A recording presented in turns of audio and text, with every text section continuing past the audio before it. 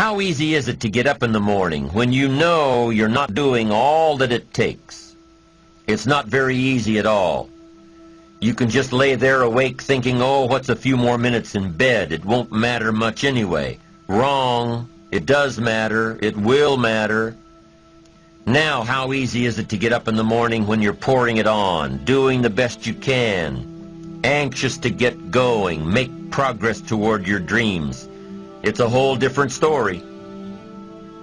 When you're resting to renew your reserves, it's much different than resting to avoid your day. When you're psyched up and excited for your life, when you're excited for what you've planned to accomplish for the day, it's amazing. You'll wake up before the alarm clock even tries to startle you awake. Your successes fuel your ambition. Your successes give you extra energy. Your successes pave the way for more successes. It's the snowball effect. With one success, you're excited to meet another, and another, and another. And pretty soon, the disciplines that were so difficult in the beginning, the disciplines that got you going, are now part of your philosophy. How do you know when you're successful? Do you have to be a millionaire? No. All we ask of you is that you earn all you possibly can. If you earn $10,000 a year and that's the best you can do, that's enough. God and everything else will see to it that you're okay. The key is to just do the best you can. If it's $10,000 a year, wonderful. If it's $100,000 a year, wonderful. If it's $1 million a year, wonderful. It doesn't matter $10,000 a year or $1 million a year. It doesn't matter as long as you've done the best you possibly can. Earn the most you possibly can. Be the most you possibly can. And here's why. The essence of life is growth. The essence of life is growth, to do the best you can. And here's what's interesting. Humans are the only life form that will do less than they possibly can. Humans are the only life form that will settle for less. Every other life form except human beings strive to its maximum capacity. How tall will a tree grow? Approximately. As tall as it possibly can. You never heard of a tree growing half as high as it could. No, trees don't grow half. Trees send their roots down as deep as possible, stretch their limbs up as high as possible, produce every leaf possible and every fruit possible. As a matter of fact, you never heard of a human physically growing half. We keep growing until we're done. Now that's a part of life we can't control. It's genetically coded. And that's probably why we keep growing till we're done. Because we can't control that part. It's the rest of our growing that we control. The growing of our minds, the expansion of our minds, that we can control. And that's what tends to get away from us. All life forms inherently strive to their max except human beings. Now, why wouldn't human beings strive to their maximum possibility? Here's why. Because we've been given the dignity of choice. It makes us different than alligators and trees and birds. The dignity of choice makes us different than all other life forms.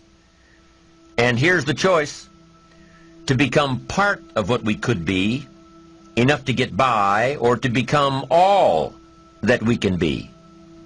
My best advice for you is to choose the all.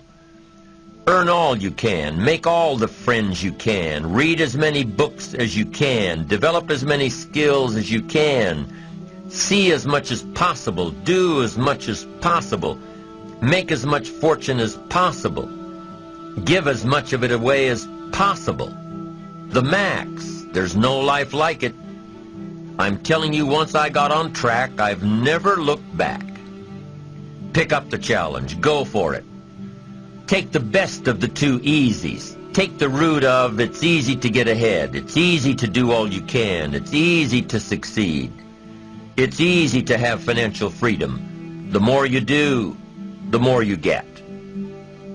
So the two primary benefits of positive reinforcement are, number one, to build good habits, and number two, to create more energy to fuel your ambitions, your desires, your achievements. How can you isolate what's working for you and what isn't? How can you make sure that you are reinforcing your positive disciplines? Well, if it isn't apparent, easy to see right away, if what you're doing is happening in such small increments that you're not sure if you're on track, then you need to be writing it down. You need to keep a journal anyway. But if you really aren't sure that what you're doing is making measurable progress, you need to keep a written record. You need to write down everything that may be relevant in your day. What you did, who you saw, what you felt, how it may or may not affect you now and in the future. The best way to track your activities of the day is to write them down. The best way to track your activities of the week is to write them down. The best way to analyze your progress through the year is to have written it down. Why? So you can look back on it. Because by keeping a written record of your life, you will be more accountable. By putting into writing the action steps that you have planned, you will easily see what works and what doesn't. Most people just try to get through the day, never writing anything down, never keeping track of their progress along the way, never really knowing if they are doing all they can to reach their goals, to drive their ambition. But gifted people learn to get from the day. They don't let a day end without picking up some valuable experience, some emotional content, some idea that may positively affect their future.